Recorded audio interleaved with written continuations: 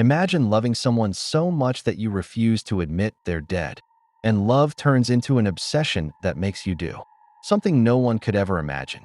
What you're about to hear isn't a love story. It's the scariest love story in history. Imagine with me that a love story is turned into horror movies, and the events take us to a second turning point, and it gets recorded in history as the scariest love story of all time. Our story takes place in the year 1877 in Germany. At that time, the hero of our story was born, and his name was Karl Tanzel. Karl was born into an ordinary, middle-class family. Honestly, there isn't much information remembered about his family, like how many sisters he had. But what is known is that it was a middle-class family. Karl grew up, and when he reached the age of 8, he entered school. He was known for being a very smart and excellent student, and he was very interested in science and medicine. He loved science and medicine deeply and was always reading about them. His situation was normal, and he was an ordinary child. But suddenly something strange started happening to him. Karl began to have a strange dream. He would dream of a woman with a dark complexion, her skin somewhat dark, and in the dream, it appeared that the two of them loved each other and would get married. The strange thing is that this dream started repeating with him in a strange way, to the point that he became convinced that this dream was a prophecy and a message to him, telling him that he must search for this dark-skinned woman in order to marry her. Meaning that the dream, from how much it repeated, he became completely convinced of it. He became convinced because it kept repeating to him that it was a prophetic message and that she was truly his future wife. Indeed, Karl did not get married at all until he reached the age of 43. Throughout that entire period, he remained unmarried because he was searching for the woman who used to appear to him in the dream. But eventually, he lost hope, reached his limit, and decided to get married once he turned 43. In the year 1920, Karl married a woman named Doris. As I mentioned earlier, Karl was 43 years old at that time. Karl married Doris, and they lived together, and their life was good. They even had 2 daughters. But unfortunately, one of them died at a young age due to fever. Let me tell you that this matter did not affect them much, because diseases were widespread during that period and had no treatment. So it was normal for a young person to die. Anyway, Karl stayed with his wife, and they lived together until the year 1926. In 1926, anyway, Karl stayed with his wife, and they lived together until the year 1926. In 1926, suddenly, Karl decided to travel to America. All of a sudden, he packed his things and traveled to America. He did not even separate from his wife. He abandoned them.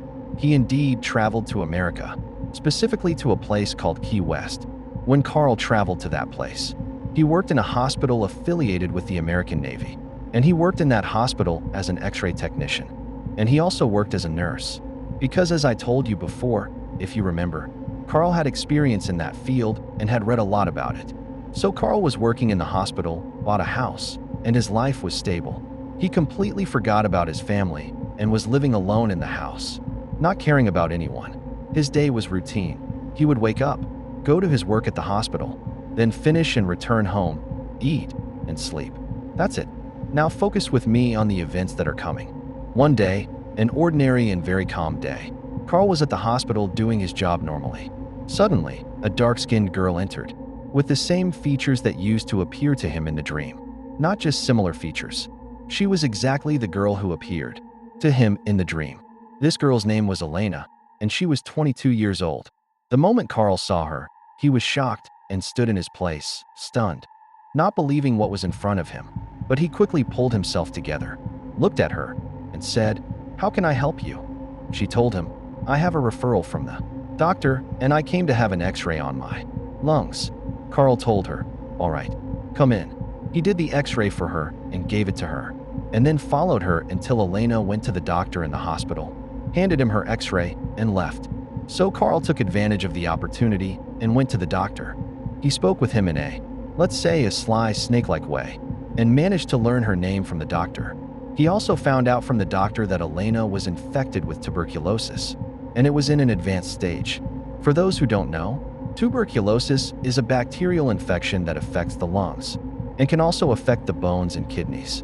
The patient feels shortness of breath, bone pain, severe chills, sweats throughout the night, and persistent coughing. We could say it's like a type of cold, but very severe and aggressive. Elena had tuberculosis, and as I mentioned, it was in an advanced stage. What made it worse is that back then, there was no treatment for tuberculosis, and anyone who got the disease had a 90% chance of dying. So, as soon as Carl found out that Elena was infected and the doctors had lost hope in treating her, he became very upset.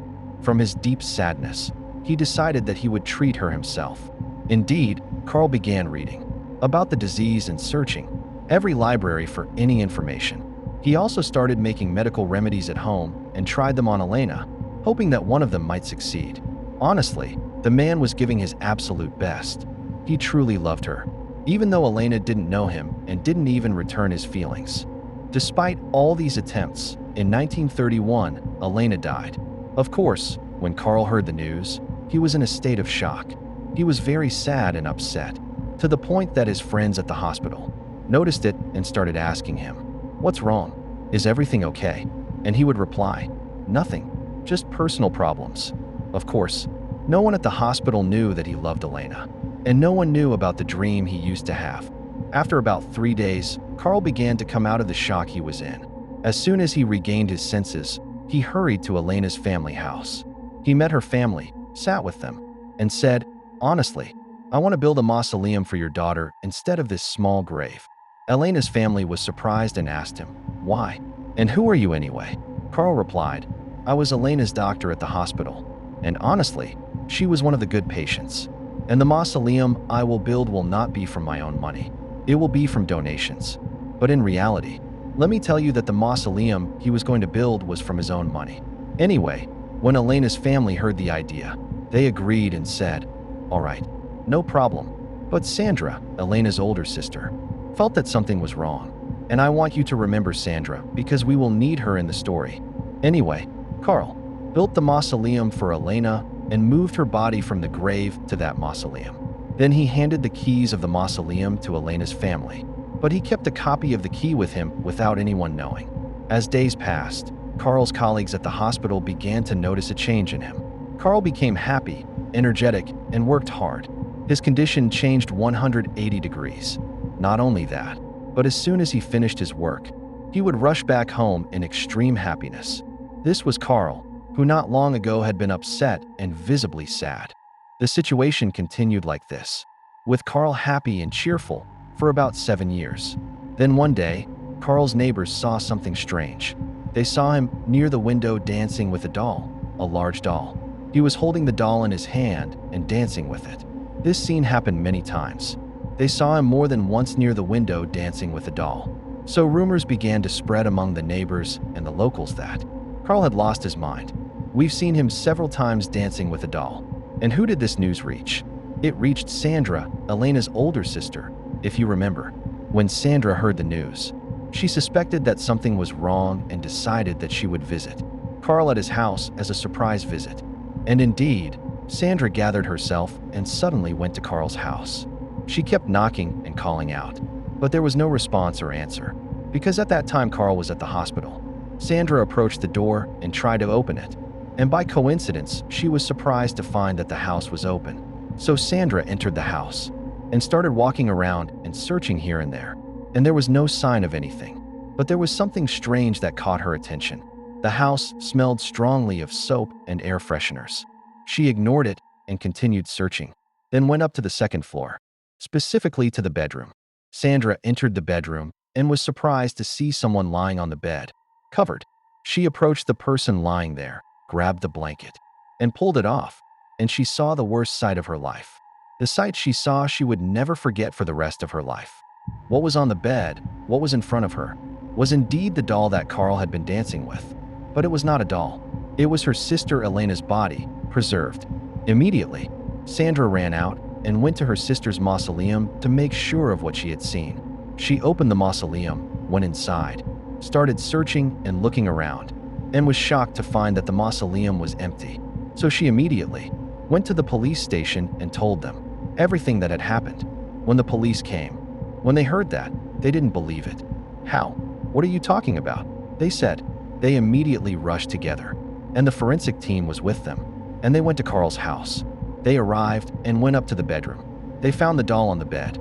After examining it, the forensic team confirmed that it was Elena's body. There was no room for doubt. Immediately, the police arrested Carl and took him to the station. Carl sat with the officers. He was afraid, but he was very cooperative. He told them, calm down, I will tell you everything." He said, "When I built the mausoleum 7 years ago, I kept a copy of the key with me without anyone knowing. When we moved Elena's body to the mausoleum, the very next day I went to the mausoleum, took her body, removed it, and took it with me. I put everything back in its place as if nothing had happened. I took her home with me and started preserving her. I did that by using some wires, cloth, and paraffin wax. I preserved her, fixed her up, and replaced her eyes with glass eyes. As for her hair, I kept it and managed to preserve it. Oh, I forgot to tell you that while the police were searching Carl's house, they found in the yard an airplane under construction, made out of scrap metal. Carl replied to them and said, I was building that airplane from scrap because I was planning to take Elena and travel with her to space. I was going to fly, her and me, above the atmosphere and then return with it again." The officers were surprised. "Why?" they asked. He told them, "Because I read that if a dead body rises above the surface of the earth, passes beyond the atmosphere, and then comes back down, the soul might return to it." After all these confessions, he stood before the court, and they couldn't find a sentence for him because there was nothing in the law to criminalize what he had done. There was nothing. And that's why, let me tell you, they released him. The first thing Carl did after they released him was make a mask in the shape of Elena. He designed a mask shaped like Elena and kept that mask until the last day of his life. Carl lived the rest of his life alone with only the mask. In 1952, the locals found Carl lying on his bed, dead, and in his arms was the mask he had made in Elena's shape. Honestly, I don't know whether I can call this story a love story or a horror story, but for me, it is a frightening story